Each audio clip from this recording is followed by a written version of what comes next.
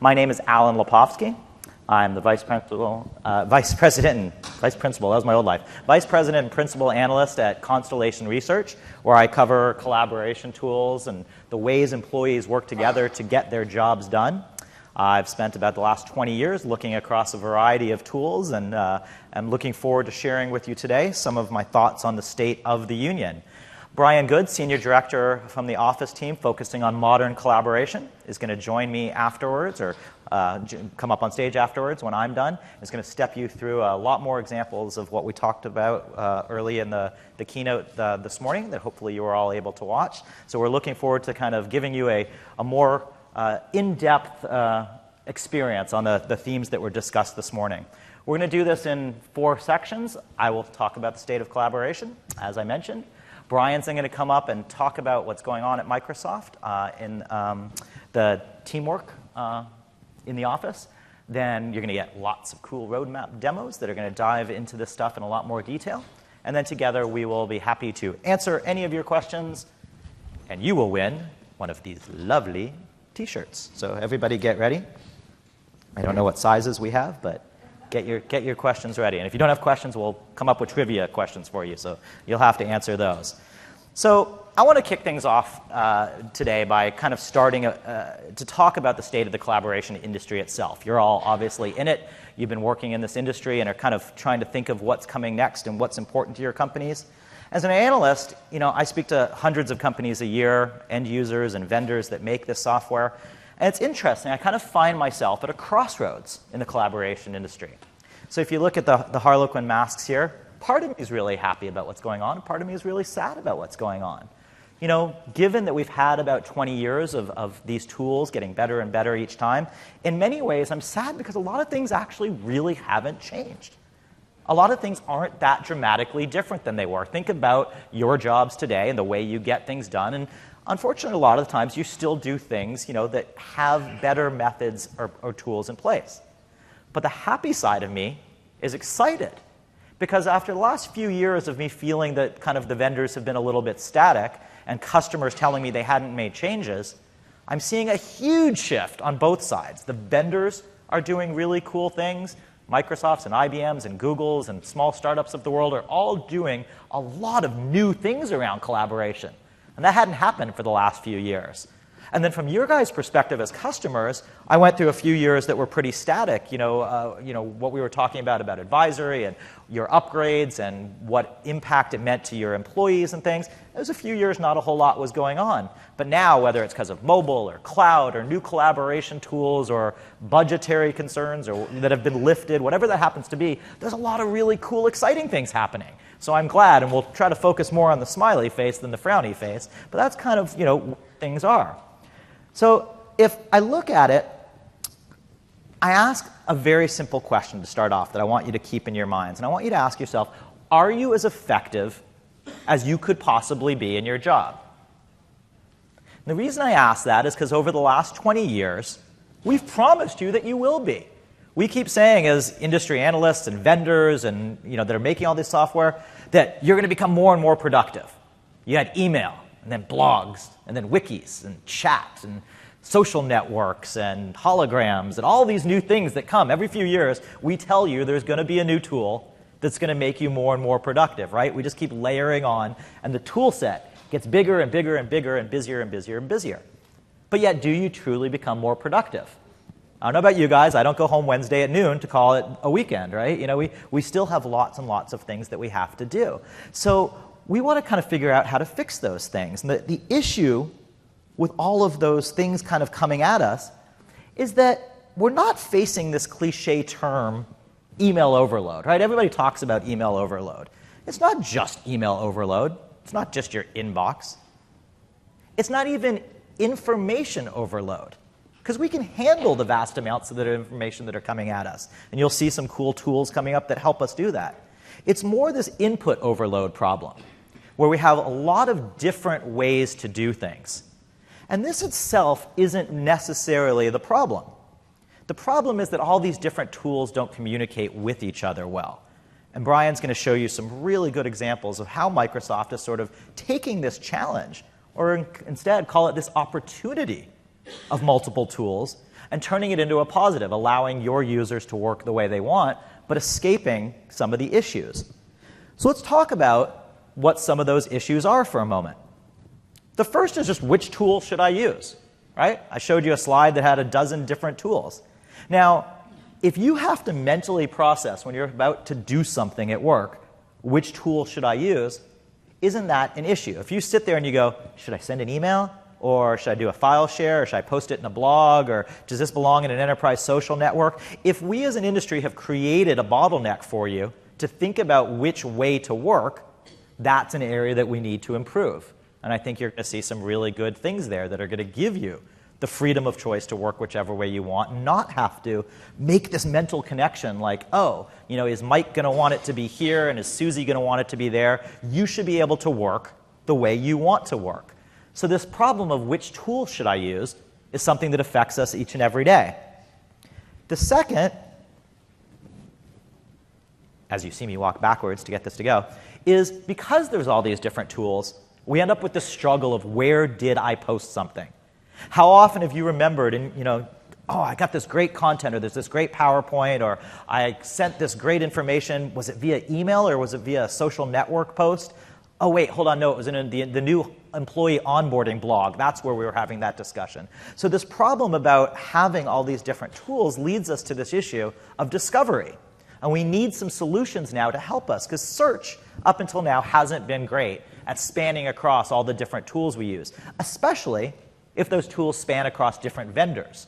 So you have all sorts of troubles happening inside your organization about where did I put that information? I've got this great content, but if you can't find it, it doesn't really matter. So where did I post it is a problem. The third is, because we have all these different things, we have struggles around identity. Who am I? Which system did I use? What did I log on with? What are my credentials? And we're starting to see some great solutions in the industry for this. And things like single sign-on have been around for a long time. But the problem is integrating all these vast numbers of tools that you probably have inside your organization has led to sort of this issue, especially as we talk about things about blending work and personal life. You start to think about these challenges of which device do I have in my hand, who am I logged on as, who am I sharing as, what information is out there, which leads to sort of the second part of the equation. It's not who am I, but we said we had battery issues with this earlier. Here we go. But who has access to that information? So when you're not sure which tool you're in and you're not sure where you posted things, and you might even be struggling to figure out what your identity is, it leads to a very serious issue of when I'm putting content out there, who has access to what I'm looking at, or who has access to what I'm creating. We saw some great demos even in the keynote this morning about things like using digital rights management and encrypting files and seeing a difference between information being inside the firewall and being outside the firewall. So there's a lot of struggles that are happening due to this input overload and this information issue we have. So we postulate this question. Maybe we don't need more tools. Maybe that's not the next step, is continuing and continuing and continuing. Maybe we need our tools to be more. Maybe we need them to be more intelligent. Maybe we need them to be more aggregated. Maybe we need them to be more integrated. Maybe they need to talk to each other. More consistent in the way they look, so that it doesn't matter which tool you're using. And again, great demos in Windows 10 this morning of seeing moving from one device to another device. And I was an audience member just like you guys, so I was watching this morning going, that's what I want. That's what I'm talking about, this seamless movement from a phone to a tablet to a PC, etc. That's that consistent feeling. Well, maybe we want them to be more secure. And we saw things about that. More intelligent, which is an area I'm going to talk about, which really excites me. And then my favorite grammatical one, maybe we need them to be more simple. That sometimes gets a laugh. More simple is not really good grammar, but that's okay. So we need them to be simpler in the tools that we're using. So the first thing we do to sort of march down this path is we take a look at integrated suites. And suites don't necessarily mean they have to be like one SKU number and they have to be bought together and things. But suite means products that all work together, and we'll take a look at that. Versus this concept of best of breed. Now, any of you who have been in IT for a long time, you'll remember late 90s, we used to have this exact same conversation. Integrated suites versus best of breed. A red stack versus a blue stack, or things like that. And the issue was, back then, all of these tools were on premises. And there wasn't much of a way to sort of integrate them the way we'd like to. We're now at this exciting time of this cloud and mobile world where this conversation has come massively back into fashion. As a research analyst, this is one of the main questions we get in advisory work is, where should we be going? Should we be buying from single vendors? Should we be buying from multiple vendors and stitching things together? And I want to tell you that there's advantages and disadvantages to both, but I want you to look at things from the perspective of, if you have multiple things that you're trying to piece together. In the top left here, we have your productivity, email and calendar and contacts and things. At the bottom left, you have your unified communications tools, your chat and VoIP and web conferencing. In the middle, you have that suite of Office tools that you use, file sharing and word processors and spreadsheets and the true business apps. On the top right-hand corner, you have the business process tools, CRM and finance and marketing and HR onboarding and on, depending on what your industry is. And then at the bottom, you have all of the great social tools, blogs and wikis and communities. Now, I apologize, it may be a little bit hard to read on here, but for each of these tools and each of these vendors, imagine you have differences for administration, for security, for user experience, for customer support numbers, for licensing and pricing that you have to buy them with, for different mobile applications, for search that doesn't work consistently across all of these tools. When you start to have all of these different pieces, it becomes very complex. Now, the beauty of having an integrated suite is all of a sudden you have all the pieces that you were having before, but you have a single layer for that outer ring. You have all the tools you had in the first, and they may not be as quick to develop as those best-of-breed tools were. That's always been the argument, is that a vendor that does best-of-breed knows how to build that product the best and release it the fastest. But that's dramatically changed in this day and age.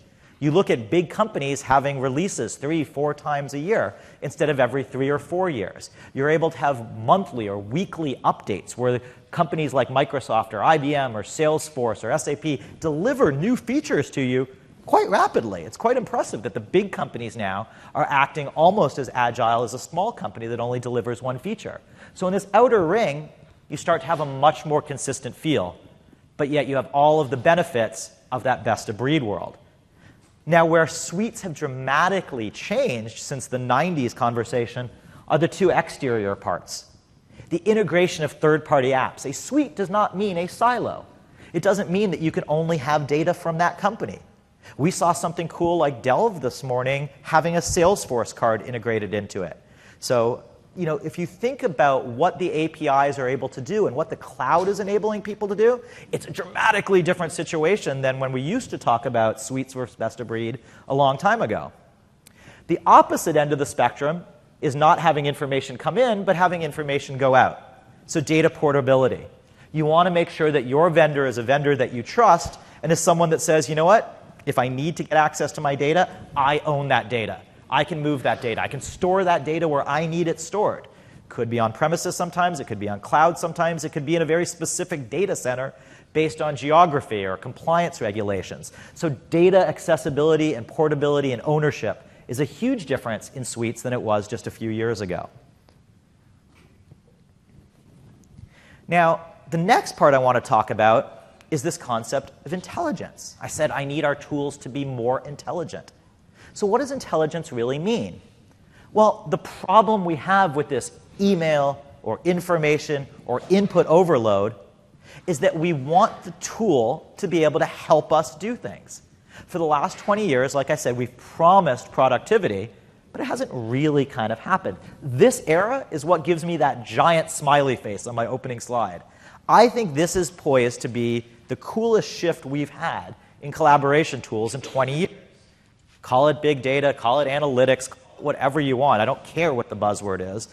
The ability for us to start to do some really cool things based on intelligence is going to dramatically change the way that we work. So the first thing it's going to do is intelligence is going to provide us context.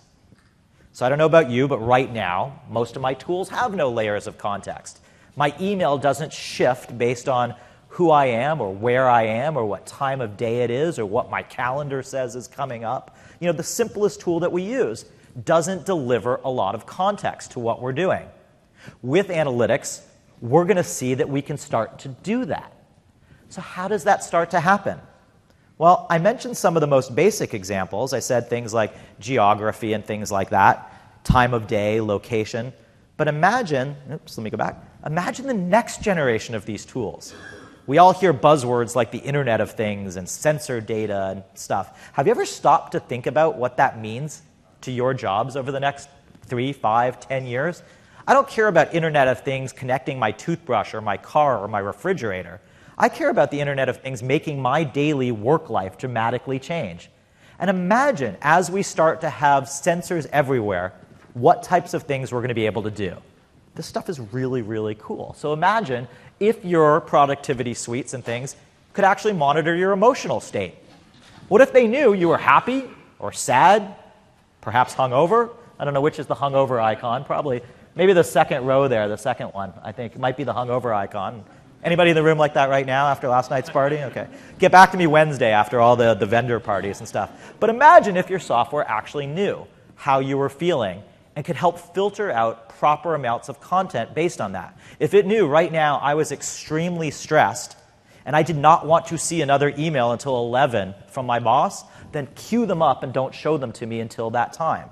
There is no reason why we're not going to have these types of things. As we start to have sensors in our wristbands and our watches and our belts and our shirts and our keyboards and our monitors and everything, if we're able to look at some data like this, it's going to dramatically change the way we do things. How about not just our emotional state? How about your physical state of being? These tools and these monitors and these sensors are going to be able to look at things like your heart rate, your blinking rate, your body temperature, your breathing, your respiration, all of these things, and it's going to know how you are and start to filter out content for you. I've seen demos of things like this that are going to blow your mind. It would be amazing if these tools could do this, and we're starting down this path today, which is really, really exciting. And what this leads us to, or what these states do, these physical and emotional states do for us, is in your subconscious, you don't realize, but you're doing something that I dub the yay or nay moment.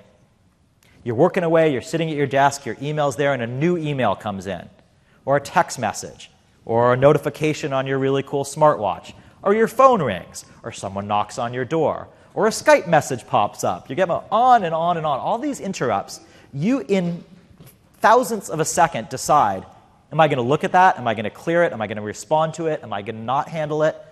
Imagine if the tools could start to do some of those yay or nay moments for you, especially in areas where you have repetitive tasks. What if you've done something before? And you saw some cool examples of what Microsoft's working on for like Cortana, and I think you're going to see more cool ones coming up where these things start to do that. So imagine if all that data that's created could actually help you do your job. Wouldn't you love that? Wouldn't you love it? It's like email, blog, wiki, chat, on and on. None of those tools have actually helped you do your job yet, right? They've enabled you to manually do things easier and better and connect with new people and find content and discover expertise, but it's all been you having to do it, and the tools have helped. Imagine if the tools actually start to do some of those things for you. Imagine if the tools could piece together more information for you than you can manually do on your own. Imagine if when you share a file up onto your company's intranet, if you could actually get reports not just on the number of views or even the number of downloads. Imagine if it tied it together with your web conferencing software plus your CRM system, and you started to get information about this file that you created was used with this customer, which led to this pipeline, which actually generated revenue for you. Wouldn't that be a cool new way to do collaboration and let you know what you should be working on and what you shouldn't be working on? So sort of this next generation of software could guide you based on who you are, what you're doing, what you're working on, what time of day it is. What if the software could start to be that personal digital assistant that we keep hearing so much about? What if it could actually tell you what you wanted to do? And so, again, you've heard some talk about things like this morning. You're looking at ways that Delve is going to surface more information. You look at ways the Office Graph empowers this. I'm not going to steal any. Hopefully, I haven't stole too much of your thunder already, but I'm going to, Brian's going to show you demos, and you saw demos of this type of stuff this morning. And why this generation of tools if you've ever followed my tweets, at Alan Lipo, if you don't, why I'm excited about this type of stuff is because this behind-the-scenes type of information is necessary to power what I look at as the future. And it's this future of next-generation personal digital assistants. So how many people here remember Microsoft Clippy? This is probably the best audience in the world for me to ask that question of all the conferences I go to. So, I'll go for one trivia question. You'll find us after. I'm going to put one aside. Anybody brave enough to say what year Clippy came out? I heard in 98. It's close. 97. Who said 97? Okay, come up. This one's yours. According to Wikipedia, you can wait. I can get it after if you want. Or Brian will give it to you. Come on. It's collaborative. There we go. First collaboration on stage. So according to Wikipedia, I wasn't a Microsoft employee, but 97 we started looking at Clippy. And the goal of Clippy was to guide you on what you were doing. The problem was there wasn't intelligence behind it. It was linear. If you clicked on something, it would say maybe the next thing you should do is this. If you wanted to make something bold, it would point you to the bold icon. But think of the generation we live in right now, this sort of center of the slides. Think about the world of Apple Siri or Google Now or Microsoft Cortana. How many of you, I don't know, 1, 3, or 5 times today have already asked your phone a question? Okay, Google Now, please set my alarm to wake me up at 6:41 a.m. I do so many things by empowering my phone to be able to ask me questions. Okay, Cortana, what is my next meeting? These types of things. So we're getting to this world where these mobile devices, and we saw really cool demos this morning of how that's going to be in Windows 10. Again, I was an audience member. That was my first time seeing that it's going to be in the operating system. I'm super psyched that that's not just going to be in my mobile device, but that I'm going to be able to actually talk to my operating system. And my OS is going to get me some feedback. And that's going to lead us to this world where we see over on the right-hand side. Sci-fi people, it's probably the best time for me to put this up with the Avengers just starting. I've had this Jarvis reference for many months in my slides, but with the Avengers opening this weekend, hopefully people understand who Jarvis is. Another trivia question, what does Jarvis stand for? Just another really very intelligent system. I'm a geek, but that's actually what that stands for. I know your day is so much better now by knowing all of that, but the point to Jarvis of what's really cool and why I kind of like to wrap things up with this is Jarvis knows all about context, not just access to the world's information and anything. Jarvis actually knows when it's talking, is it talking to Iron Man or is it talking to Tony Stark? It knows, do you need to go to a boardroom meeting right now or do you need to go fight the aliens? It actually understands what it's supposed to do. And I think that is actually a great thing for us to sort of model our software after, of these new personal digital assistants, knowing the context of who we are and what we're going to be working on. So, if these tools could prioritize what you had to work on, think how differently your workday would be. I often ask how many of you went to sleep last night with a to-do list. Anybody? Anybody have a to-do list? Nobody? You didn't have to wake up? Okay, a bunch of you had to-do lists. When you woke up, had that to-do list changed at all? No, you were sleeping. But things happened out there in the world. Competitors did things, your boss asked for new things changed, but your to-do list didn't change. What if these personal digital assistants could dynamically change what you were supposed to be working on? What if they could tell you what you should do and what you shouldn't do? What if they could tell you what you've done that had the most impact to the company? Or more importantly, what if they could tell you what you've done has been a complete waste of time? For me as an analyst, this is nirvana. If it could tell me reports that you're writing are helping people and these reports you're writing are not, that would be fantastic. So I'm really looking forward to sort of this world of intelligence. And really, kind of to wrap things up for me, I liken where we are now in the data revolution to what was happening decades ago in the Industrial Revolution. At that time, we had reached sort of a stagnant point of what was capable of being done. So what happened? We started to augment our physical capabilities with mechanical capabilities. And we were able to build and create all sorts of things we couldn't do in the past. We're seeing the exact same thing start to happen now in the data revolution. So after 20 years of tools being added layer after layer after layer, we're now reaching the stage where instead of just telling you what the tools can do and how they can help you, they're actually going to start to do it. So we're going to live in this intelligent data revolution. And that's why on that opening slide, I have this massive smiley face, because as someone who covers this industry, I'm so excited. And I think for you guys, taking back to your customers or to your employees what you're going to be able to do, I think is extremely important. So I'm going to leave you with one final question, the question that I asked at the start of things. Now that you've heard what this analyst up on stage is telling you, and the things that I'm hearing from you as customers and from the vendors that are building and the research labs, and I see what's coming out and I see the future, I ask you again, right now, are you as effective at work as you could be? I'm going to guess no, and I'm going to guess that you're excited about what's coming up. And at this point, that perfectly segues me into Brian coming up and telling you how we're going to answer this question. So please help me welcome to the stage, Brian Good. Thanks, Alan. Thank you. You're welcome. That is a great segue. Alan, thank you very much. I really appreciate it. So my name is Brian Good. I'm Senior Director for Modern Collaboration as part of the Office business at Microsoft. Really pleased to be here today with you and talk about some of the things that we have in product today with Office that help people collaborate in these new ways that Alan referred to, as well as some of the things we have in our roadmap, things coming out that I think are really exciting and speak very much to the trends that Alan talked about. We often call the summary of these things that are happening the rise of the dynamic team. So the fact that we now all have more information, it's easier and easier for us to collaborate with one another. In fact, it's more imperative that we collaborate with one another.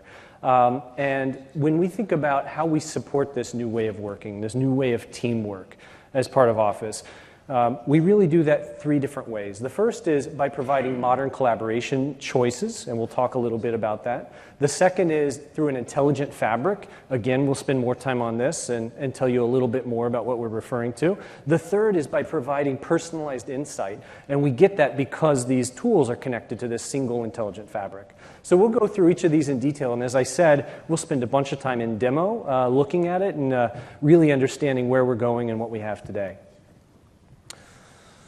So let me start with modern collaboration. So the way we think about modern collaboration in Office is really three or fourfold. The first is we want to provide a bunch of different options for people to collaborate in different ways. Now, you might think that's different than what Alan said. He had a slide that said, we don't need more tools, we need, what did you say, more simpler, something like that? And generally, I mean, I think we agree, we don't need more tools in a general sense. But when we think about what's happened in our personal lives, we've really seen a proliferation of tools. So the way I collaborate in my personal life is with Twitter and Facebook and text message and Instagram and WhatsApp and on and on and on. I don't use Tinder, though, for those of you that were at the keynote. But the tools in our personal lives have proliferated, and that's actually supported easier collaboration in our personal lives. We think the same is actually true over time in the workplace. So we don't think there's a monolithic tool that somebody's going to go use. We actually think there's going to be lots of options that people are going to be able to go use in the workplace. They need to be connected, and we'll talk a little bit about that. But that's something that's pretty fundamental to our path forward and something you'll see more and more from us over time. The next is around mobile. I think Satya said it best. He said, or maybe it was Gurdeep this morning, mobile is not a device. A device isn't mobile. If you put your mobile device on a table, it's not going to move. You are mobile. Your employees are mobile. And so we want to build tools that support you and your employees' mobility, give you access to apps, whether you're at your desk or on a phone.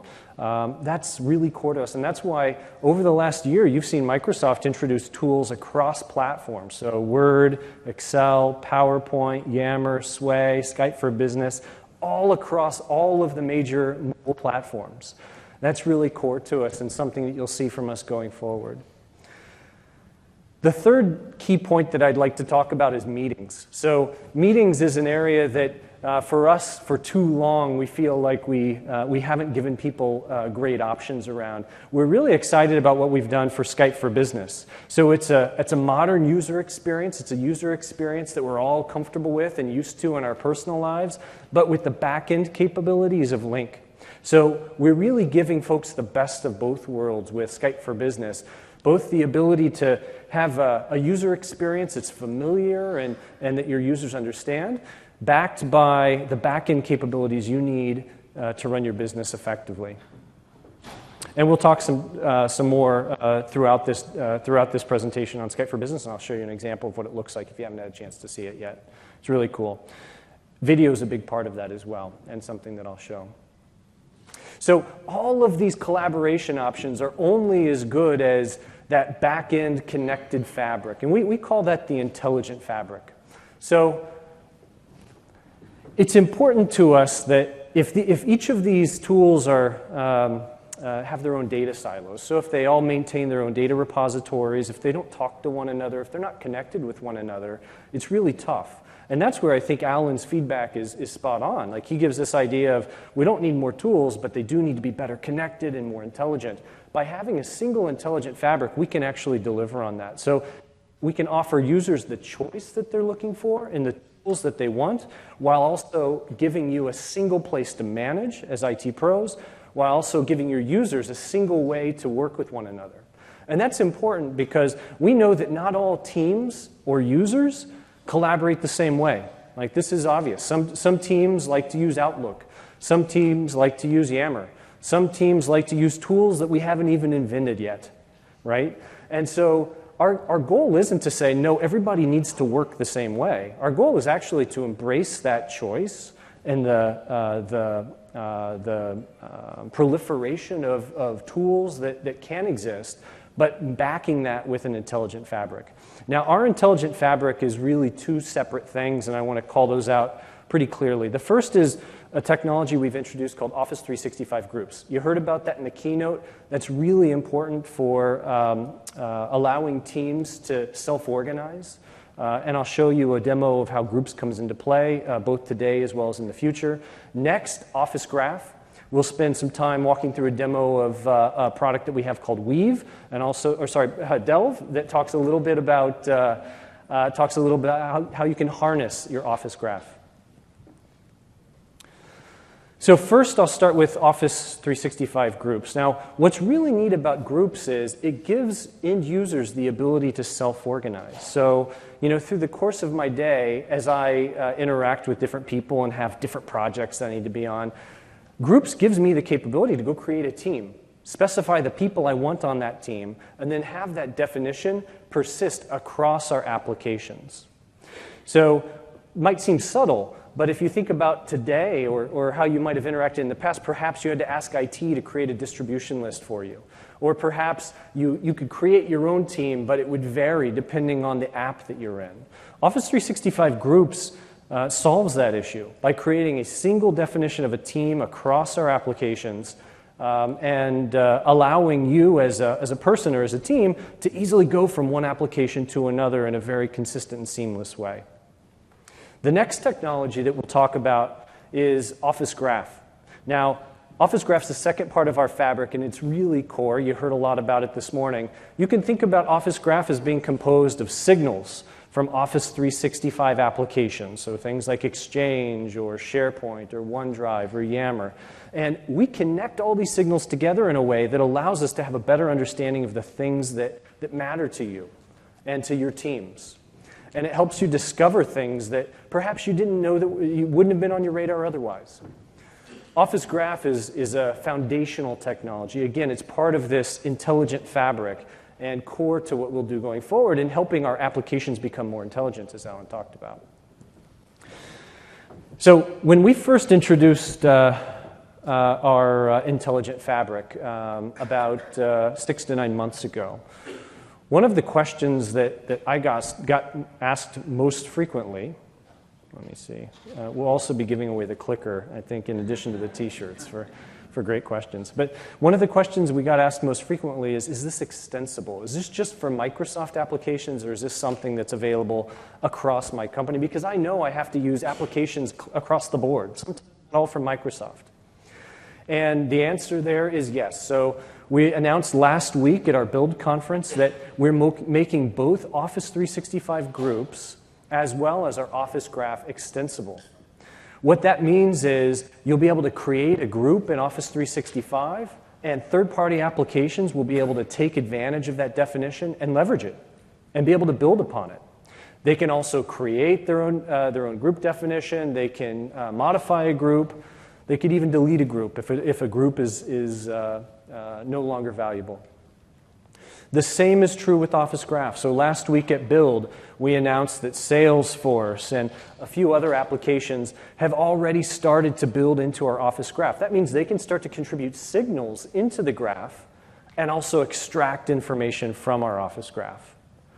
So our view of this intelligent fabric isn't a proprietary view. Our view here isn't that the intelligent fabric is limited to just Office applications. It's really something that will extend beyond Office into third parties, and I'll show you a little bit of that during the demo.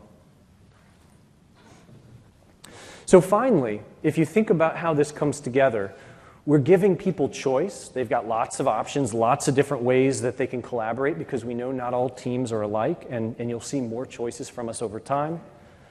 We think that's okay because it's all connected to a single intelligent fabric, and we comprise that fabric of Office 365 groups as well as Office Graph.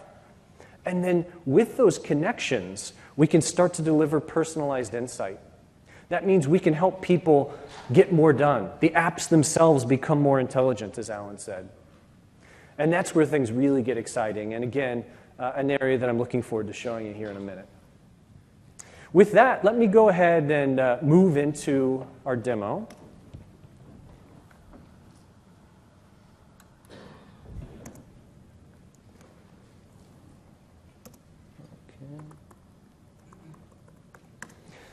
So what I'm going to show you in this demo, this is a mix of things that are available today as well as things that are coming over the next 6 to 12 months.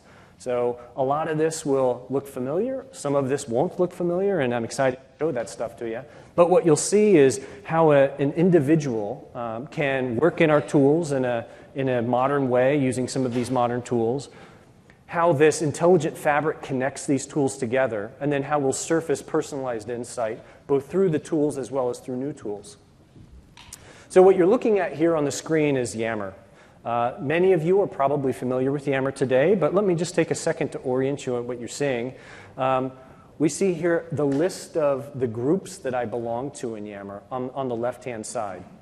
And just like I talked about Office 365 groups, it's really easy to create a group in Yammer. It's very simple. I can simply create that, click on the plus sign, and then I've already created a group. I just put in the name and the other members that I'd like to have as part of that group. If I want to get more information about a particular group, I simply click on the respective group name. And then what you see in the center of the screen is really the Yammer feed. So it's the social conversations that are relevant to that particular group. On the top of the screen, you can see that this is part of Office 365. So this is part of our cloud productivity suite, so it's really easy to go from one application to another. If I want to click on the app chooser here, I can easily pop into another application as an end user. I've also got a single sign-on, so I've got the ability to sign into Yammer with my Office 365 login. So again, addressing a lot of the things that Alan talked about in terms of how our tools need to support this new way of working. One other thing I'd like to point out here is because Yammer is connected to the Office Graph, we can start to surface intelligent, personalized insight actually as part of the product. So over on the right-hand side, suggested people and suggested groups. In the past, that had been limited to the way that we work with Yammer, so just the interactions that we had within Yammer. As Yammer hooks into the Office Graph, it allows us to have a broader set of data to make recommendations. So we can do a better job telling people which groups they should join, which people they should follow, because we have a better understanding now across all of your interactions, whether they be in Yammer or email or OneDrive or beyond, even third-party apps, because the Office Graph is extensible. So what I'm going to do is click into my marketing team. Again, this is a group. In the future, this will be an Office 365 group, as we talked about, so that this group follows me across the suite.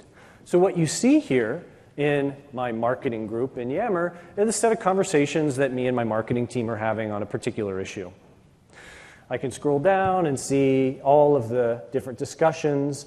It's interesting to note these aren't necessarily date-oriented. So we'll surface conversations here in an order that actually is different than just the most recent conversation. And again, based on your graph, based on an understanding of what matters to you and what's important to you. Now with Yammer, we've recently announced, and shortly we'll be rolling out a feature that we call external messaging. Many of you might have heard of Yammer, and the first time you heard of it, thought about it as your private enterprise social network, kind of the network inside your company, maybe a better intranet. The way we think about Yammer, when we look at the way that people have been most successful using Yammer, the people that get the most out of it, actually is a collaboration tool. It's a way that teams collaborate with one another. We also know that external collaborators are a big part of that. By the year 2020, 40% of the US workforce is expected to be external, so a vendor or some kind of resource that actually sits outside of your company. So external messaging allows us to do something really neat. For example, let's say I scroll down and I see this particular post here and I want to share it with Alan because Alan hasn't had a chance to see that yet. It's as simple as scrolling down, adding a thing to say, "Hi, Alan, I think you'll be interested in this." And then under notify additional people, I'm going to type in his, let's see here. I'm going to type his email address. And I get flagged that I'm adding an external person to the conversation. Once I hit post, it will notify Alan. Now, if Alan happens to be using Yammer in his workplace, he'll actually get a Yammer message in his inbox that has a link to that thread and allows him to participate in that thread. If he's not, he'll get an email that tells him to join Yammer and tells him exactly how to do it, and he'll be able to participate that way. So it's a really neat way of helping facilitate this new way of working beyond the bounds of the traditional company, and really powerful. Now, because Yammer will hook into Office 365 groups and be part of this intelligent fabric we talked about, I can take advantage of other Office 365 assets with the same team. So what I'm going to do is move over to OneDrive for Business. What we're looking at here is OneDrive for Business, our cloud file repository. And you can see it's got the list of groups that I belong to on the left-hand side. I'm looking at my marketing group here. This is the list of files that matter to me and to the team. So I've gone from my Team Yammer conversation, where I'm having a social conversation, adding an external participant. Here I'm in my team file repository, backed by OneDrive for Business. Now, of course, I can do anything I'd like with these files. Here, I'll click on our 2015 product strategy, and I'll open it up. Now, what's really neat, for a long time, you've probably known, Office Online has supported co-authoring, so the ability for multiple people to edit or author a document all at the same time, all in real time. You heard this morning, we're bringing that to Office 2016. So the Office 2016 clients will also support this same kind of rich co-authoring, and it's really exciting. We're really excited about that. Co-authoring is as simple as clicking Edit a Document. I click on Edit in Word Online in this case, so I'm not showing the Office client, and we'll be able to see if any of my colleagues are part of this document, that they'll be able to join. I'll be able to see the edits they're actually making in real time, and I'll have a really rich experience and be able to know what's happening. Just as an example here, it says 2 other people are here over on the right-hand side. It will say who they are, and if they're actually editing, we would see that those changes are happening right before our eyes. So this is an example of co-authoring, which is a really important component of modern collaboration. There we go. May the 4th be with you. Cool. Now, because Office 365 Groups is a first-class entity across our suite, it also means it's addressable. In the keynote this morning, you saw Julia send an email and just use the group name as on the to line for an email. You can do the same thing in Skype for Business. So I'm going to switch over to Skype for Business here. And let's say I want to have a quick ad hoc meeting with my marketing team to discuss the budget. I can simply type in marketing, which is the name of the group. And here it shows up in my list of contacts. I have a bunch of options. I can choose to send an IM to my group. I can start a conference call, so an audio call, or my favorite option, I can start a video call. So I'm going to go ahead and start that. And it's pinging all the folks that are part of that group and giving them basically an invitation to this Skype meeting.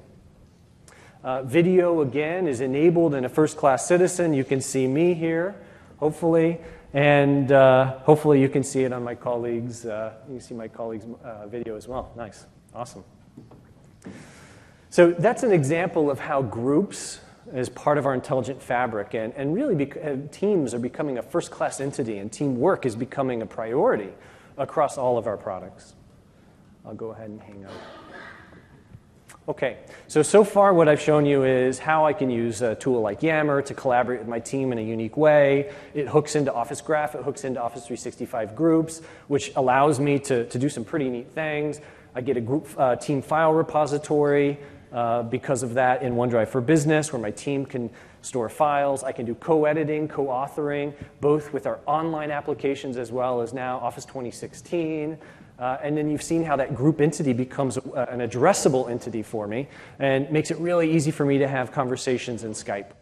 That's what you've seen so far. Now, what I love is because all of these interactions have been tracked, all these signals have been tracked as part of my intelligent fabric, I can turn that now into personalized insight, things that matter to me or to my team, and help me get more done. So in the past, we've introduced a tool that we call Office Delve. Now, what's really neat about Office Delve is think about it as a way of browsing your Office graph. It's a way that you can see, for me, for Brian, the things that matter. So the pieces of content at the top of this screen are the pieces of content it thinks are most relevant for me, for whatever reason. The things that are a bit lower are the things that are just less important at a given moment. And this is all dynamic. So at any given point, and for any given person, your graph is going to look different. And the things that it thinks are important are going to be different. Just a couple of things I'll point out here. So these are the cards. You can see here, this is surfacing. This is something that's new. It's surfacing a group that it recommends to me that I join. In this particular case, it's the UX design group. Future Technologies is a board, so a way of curating content for a team or for an individual that I can follow and easily join. These other pieces of content are just pieces of content that I can actually click into and start interacting with right away, so PowerPoints or Word files, etc. Right here, you can see the Olm chair order happens to be a Salesforce card. So this is an example of the extensibility, bringing in signals from third-party apps like Salesforce. So this is Office Delve, and this is really delivering personal insights or insights around the individual. What we're announcing today is the extension of Office Delve into group insights as well as organizational insights. And that's where I think things really get neat. So what I'm going to do here is click on this UX design group just to give you a sense of how this extends into group insights as well. So the extension of Delve. So you can see here, this is really neat. This shows for a particular team who's online now, who's part of the group, what notebooks are associated with that particular group, what events that group has been invited to. We can even see the email conversations relevant to that group, or the Yammer conversations relative to that group. So no matter the tool that someone's collaborating in, we give a single pane of glass, a single hub for that group to make it really easy for folks to see everything that's happening. So really, really powerful. Of course, from here, I could easily click one of those and go in and actually participate in that conversation in Yammer or that conversation in Outlook or start editing a file with folks on the team. So really powerful as a jumping off point to a rich teamwork experience. So that's the extension of Delve into group insights. The final extension here is extending Delve into organizational insights. Now, this is neat. I like to think about this in some ways as your health tracker for your company or for your work life. What I'm showing you here is just a very, very early preview of what we're doing as we extend Delve into organizational insights. But let me tell you what you're seeing. So on the upper left-hand side, you have your work map. These are the groups and the people that your teams are working with. The intensity of the line relates to the intensity of the conversation. How many emails, how many Yammer threads, how many link meetings, etc. you have there. So it tells you a little bit about who you and your team are working with and who and your team aren't working with. I'll spend a little bit more time on that in a second. On the upper right-hand side, you see my work-life balance. So it gives you a sense of, given a set of working hours, what your work-life balance looks like. How many emails are you sending? How many meetings are you attending? How much is happening outside of your work life, out of your working hours? The bottom left-hand side is a double-click on meetings. And in this particular case, you can see that this person's working, 60% of their time is actually spent in meetings. You can actually click on this, get a sense of how that's trended over time, how that compares to the company average. So you really get a rich sense of what's happening in your organization and what matters. You can also, on the bottom right-hand side, see how this pivots by location. You can see how your team is working with other locations or perhaps not working with other locations. So very, very powerful. Again, I think about this as the health tracker for your enterprise. A couple other interesting things that I'll share. If I click on the work map, again, this shows the groups that my team is working with. I also get a set of filters. And what I'm going to do is click on the filter here, and you can see that I can start to filter by interaction type, so I can really get smart about this. If I want to click on meetings, I'll do that in a second, it will show me who I'm actually spending my time doing meetings with and who I'm not meeting with, and give me a chance to actually remedy that. I could actually filter this by a set of groups, like I want to see for a particular Office 365 group, which one matters, like for, let's say, my marketing team. How are we working with other teams inside the company? I could also filter it for Yammer, for email, so a really rich understanding of what things are happening inside my organization. In this case, I'm just going to click Meetings, click Apply, and it will show me here who I'm meeting with and who I'm not meeting with. And interestingly, you can see I'm not meeting in this particular case. I don't see a meeting, between the product team and the sales team. So the fact that that fell off shows that I'm the bridge there. My team was the bridge. And probably makes sense then to put in place a meeting between the sales team and the product team. That's just a start.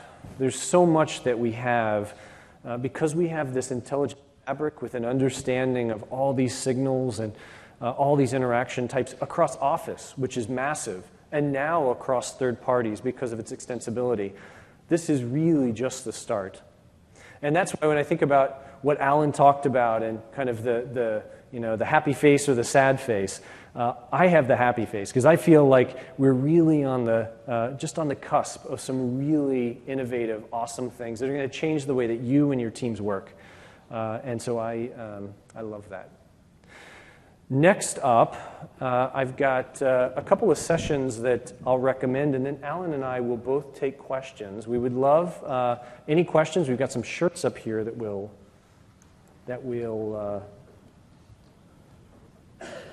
hand out for great questions. A couple of others, just one moment, but absolutely, yeah. A couple of other sessions I just want to point out. So the first one is one that you're in right now. The second one is Office 365 Groups Overview and Roadmap. Groups is a relatively new component of our intelligent fabric and well worth understanding. It's foundational for us. So I'd highly recommend that second session. You can tell that Office Graph and Delve are also foundational elements, and I'd strongly recommend going to those sessions as well. So with that, Alan and I happy to take questions and would love any zingers or I'm busy tweeting. Oh, okay. Alan's busy tweeting. Okay. Yes, and then you too. Yeah. Yes. Sorry, I probably alluded to this, but could you talk a little bit about how the graph interacts with federated relationships and B2B kind of interactions also? I couldn't see back here. Was it external interactivity mapped up there as well? Yeah, so Office Graph is really meant to be a mapping of the people and the pieces of content that you are working in and your teams are working in. We don't believe that should solely be a statement of the apps that you're working in, and they must be Microsoft apps. Like, so you saw up here in the demo, you saw a content card from Salesforce as an example, because based on your graph, we inferred that that was important to you. So this is something that will extend beyond just your just the people that you work with in Office apps and really into third-party apps as well. So, and to clarify, I was thinking of federated relationships within Lync. So as my group talks to another company outside of my enterprise, that data is natively captured? Yeah, absolutely. Now, you might not have seen it, but in the demo we showed in Delve, there were a couple external companies there.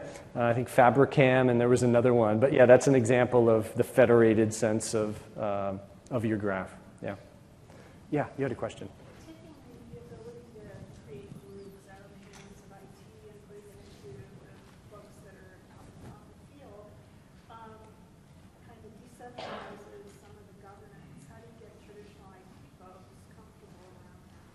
So the question, I'll repeat it for the recording. The question was taking the creation of groups outside of IT changes the governance, basically, and how do we deal with that?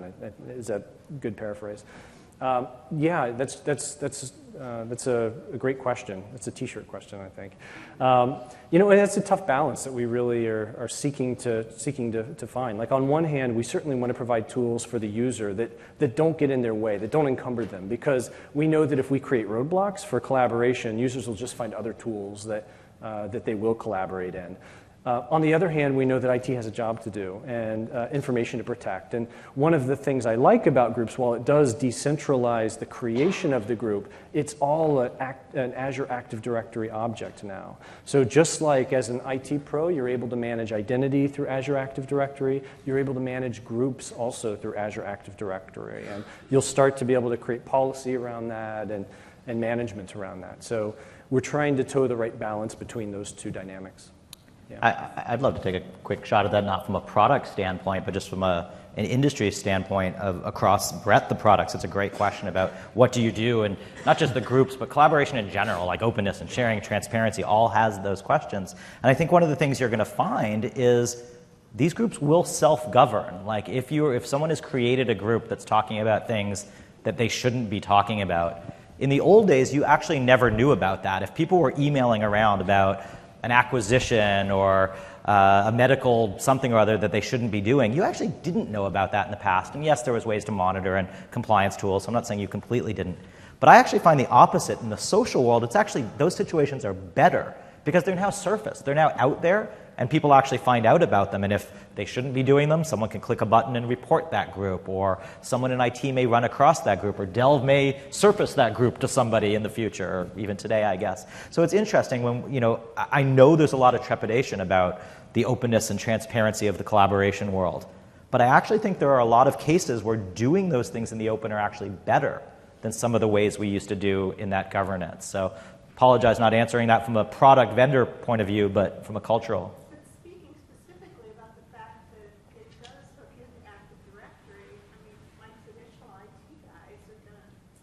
Yeah. Freak out about it. Is Microsoft developing any programs to help them understand how the business really makes sense? So how the question was, I think your IT pros will freak out a bit because it hooks into Active Directory. How do we help them understand that?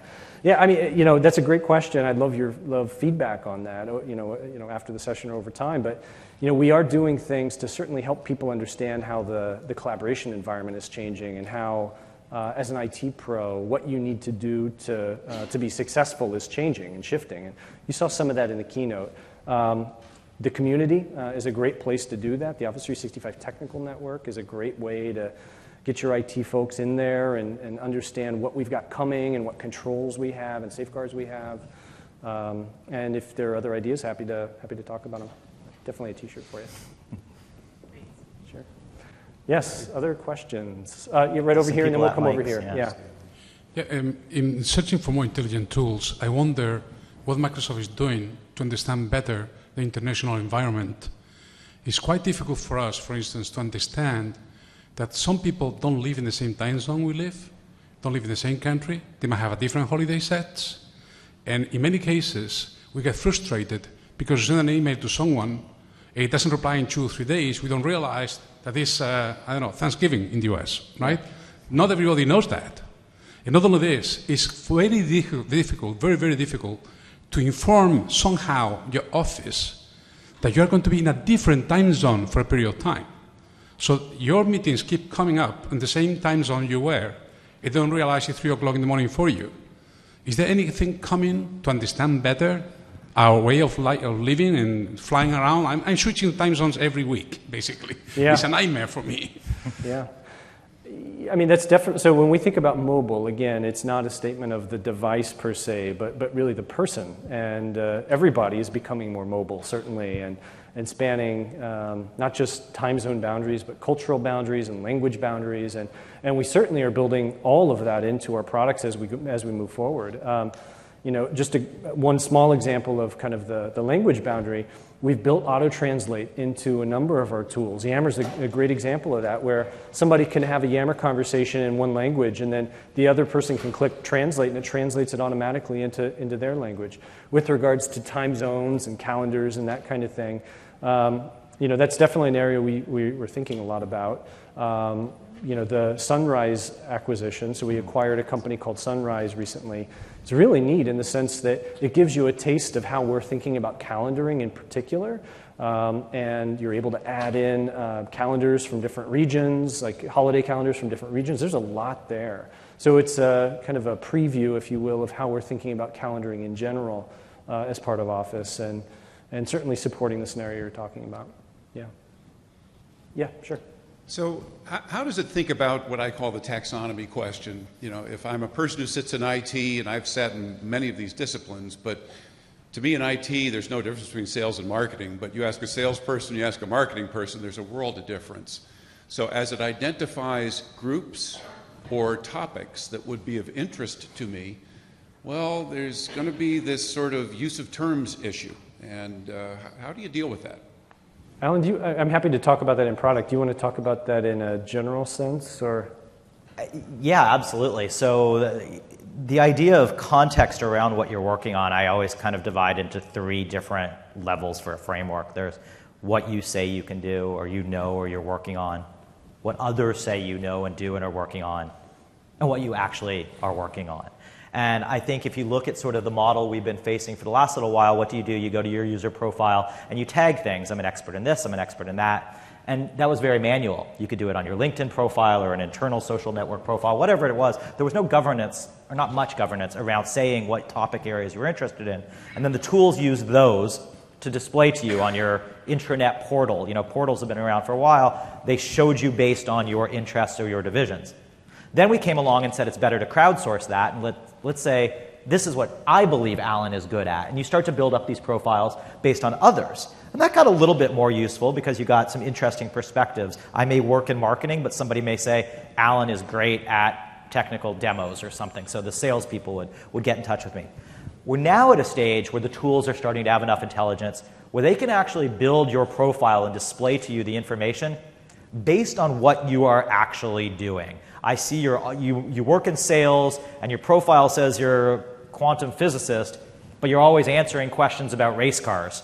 What you're actually doing, I'm going to put into the graph. Not what you say you do, but I'm going to start to build your index on what you're actually doing, the questions you're asking, the questions you're answering, the people you're connecting with. And I've started to see a lot of tools, and I'll let Brian say what Microsoft's doing, but I've seen a bunch of tools that are now surfacing the information to you based on the things you're actually doing, not what you say you're doing. And I think that will help solve, still doesn't solve detailed taxonomy things, New York City versus NYC versus blah, blah, blah. That's a whole, I don't know if that's the level of taxonomy you wanted to get into, but that's, from a category point of view, the tools are getting a lot smarter. Yeah, I think that's right on. In Delve today, we're already starting to be able to surface like areas of expertise for individuals, so that you'll be able to see, for a particular person that they're good at marketing. And it's not, like Ellen said, it's not because they said they were good at marketing or even because other people said they were good at marketing, but because we understand the content that they're interacting with and how that ranks relative to, and the people they're interacting with, and how that ranks relative to their peers. So we can really start to have a better understanding of that. Good t-shirt, too.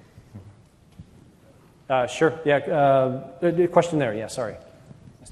Hi, I have so many questions. I don't know where to begin. But how do you explain the difference to users between whether they would create a group or a SharePoint site? They seem to be very similar. And then do they interact? Can I add a group to my SharePoint site? And also, okay, so there's two, but also if I send an email to 3 individuals, but those 3 individuals are a group, does that email show up in my group analytics? Sure, or good not? questions. Yeah, okay. First, I would definitely recommend that you go to the groups breakout session. We've got a lot of detail on all that stuff, so so you should definitely go there. Yeah, sure, that's the. But to answer your question directly, so the suite itself is becoming really starting to treat teams and groups as a first-class entity. And so as we go forward, you would want your users to create a group, an Office 365 group. And then because that group is a concept across the suite, you could, of course, then create a team site that's associated with a particular group, just like you could create a Yammer group that's associated with that group. So yeah, the Office, think of the group as really the core thing across our applications, and then individual applications like SharePoint would then be able to take advantage of that. To the question about if you sent an email to a particular group, it would actually show up in the set of Outlook conversations for that group, not the user's inbox. And so you should go to the group session and we'll really go deep on that. You can see the difference between the two. Okay, thanks. Sure, thank you. Yes, sir. Okay, I'll try to make this one quick. I'm mainly interested in how do you extend the Office Graph capabilities to gather content or recommend content from on-prem as well as in O365. So I'm from a company, we're making a shift to O365, but we still have a significant amount of content that remains on premises. Yeah. And You'll hear a lot about hybrid from us this week, which is the idea of people that are moving to the cloud and have certain workloads in the cloud, but still have certain things on-prem as well. And so with Office Graph, one of the things we think about, that's really a cloud technology in the sense that the computational requirements are so extreme, it's really not feasible to deploy on-premise. But we do think about having connectors that allow you to connect certain data that sits on-prem into your Office Graph as well. perfect, thank you. That's it. Yes? In my organization, we currently have groups turned off in Office 365, but due to a degree of ongoing persuasion, we have the ability to create groups in Yammer. I'm just wondering, as Yammer groups start moving over, what's going to happen? Will we have to make a decision at some point, or? Yeah, so first of all, I'd say there's a little bit of time. So you've got a little bit of time before creating a group in Yammer automatically triggers an Office 365 group. That integration is coming, and as we talked about during the demo, but it takes a little bit of time to really move everything over. So you've got a little bit of time. But it is coming. Yeah, it's certainly coming. And so next you'll move into the situation where you have really a decision to make. Do you want to allow teams to self-organize? And that won't be a statement of a particular application, like Yammer versus some other application, but really Office 365 itself. You'll still be able to, of course, turn groups off if it's not the right thing for your company at that time, but that's the decision that you'll have to make. Would the ability to create groups in Yammer, will that go away when it moves into Office 365? The question is, will the ability to create groups in Yammer go away once it hooks into Office 365 groups? Don't know yet. We haven't got that far down the line. Yeah, good question though. Yes. Oh, sorry, over here. Yeah, sorry. 2 questions. I'll make one real short and easy. Is all this new content going to be within the eDiscovery Center as well? And can you put lit holds on all that content? Yeah, absolutely. It will be? Yeah, I was waiting for the second part of the question. Oh, but yeah. the second one. That was the yes or no. The second one is, with all this content being created, obviously teams are going to tear up, tear down. All that content's going to remain. Are there going to be some cleanup utilities that are going to be provided to get rid of stale content? That's a great question on the cleanup utility, and one that I think we vacillate on a little bit on how valuable that is versus not valuable. Certainly, you'll be able to write. So with this group API, you'll be able to create scripts or whatever that do cleanup. Whether or not we deliver a utility there isn't something that we've decided on yet. Part of the reason is what we found is many groups do have a really short half-life, meaning the content in a group goes out very quickly, but there's other groups that don't. And so if we were to do that, we'd want to do it in a way that's intelligent and is smart about which groups to clean versus leave, and yeah, we don't know yet. Yeah. So, just one quick question. So this is about all of the demos that we are seeing today in the keynote and the one you showed. You're using groups, and then we are using OneDrive for business behind the scenes for file sharing and other things. In my organization, we are in a kind of a confused state as to how do we use OneDrive and how do we use team sites. Our initial understanding was OneDrive is more for your personal, not personal, but work-related personal information.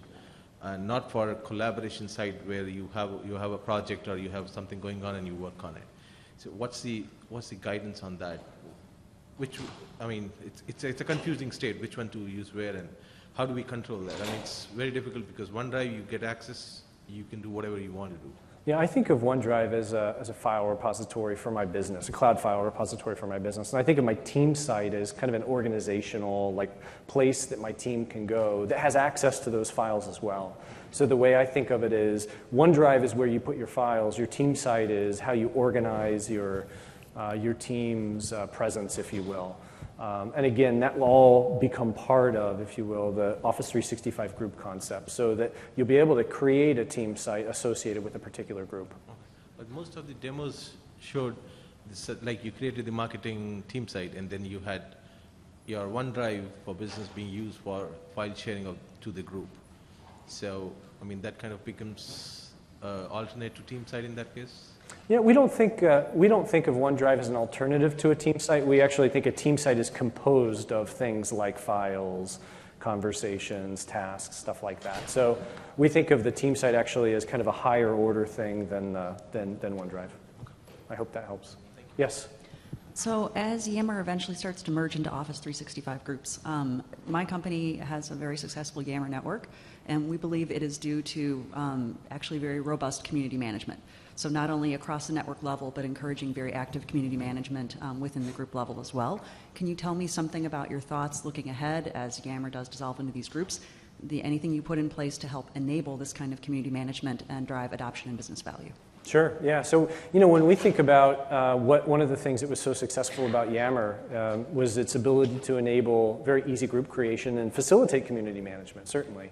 And so as we take the ability to go create groups and make it an Office 365 concept with Office 365 groups, we think about the same with community management. How do we facilitate better community management across Office 365? So you'll see some tools from us this week that talk about kind of the future of the dashboard and analytics and stuff like that to help community managers and admins better manage communities inside Office 365, and of course including Yammer. So, and happy to talk about that in more detail if you'd like afterwards. Sure. Yes? You demoed inviting an external user into your Yammer conversation, and as you kind of elaborate on this group concept, is there a plan or a formalization around external users within the group entirely? For instance, if you had, say, a team site in SharePoint, is there a concept for managing external users and inviting them to participate in your group altogether, not just a Yammer conversation? Yes, there is, and you should go to the group session to learn more about that. Okay, and then a second question We're all would going to be there. That's right. And this was brought up a little bit earlier about sort of self-forming groups, but is there an idea around groups that are sort of managed? And I know you said they're an object in AD, but can you create groups that are sort of more private, that have to be sort of invite only and sort of have visibility? They won't show up just to anyone who is, in Delve. Yes, absolutely. So I didn't mention that. I probably should have. So groups by default are open, meaning other people can see that the group exists and join the group and then participate in the conversation. We know that's not appropriate for every topic and for every team. So we also give people the ability to make a group private, which doesn't allow other people to join it and participate in that conversation. And then that allows, that gives you the control that you need. To join that, you have to actually add somebody manually. So yeah. Yes, sure. Yeah, I think this is, we're about out of time, but let's make this the last question, So and happy to stay afterwards and answer questions one-on-one. So the Dell integration you showed about having integration with Salesforce, are there a list of other things like SAP and other HR-related systems that people have on-prem which can be integrated? Or? Absolutely. Yeah, so it's extensible to third parties in general, not just Salesforce. Salesforce had a very early integration, which is what we showed. Okay. But absolutely, we expect it's extensible to apps like SAP as well as custom applications inside your company. So that has to be a custom extensibility that has to be built, or is the product coming up with some standard connectors? We should talk after this, and I can give you a bit more detail. But I'd also suggest the Office Graph and Delve session. Yeah. Great. Just to close, I hope you found this valuable. Welcome to Ignite. It's great to have you here this week. I do want to promote our community. So those of you that aren't part of it, I'd really strongly recommend joining the Office 365 network. It's a great place to have conversations with the product team about what we're doing, what we're not doing, learn about the stuff that we're doing. A lot of the things that we're rolled out are actually as a result of feedback we've gotten through the Office 365 network. So if you haven't joined that, please do. Have a great week here at Ignite. Thanks so much for attending, and I'll see you around.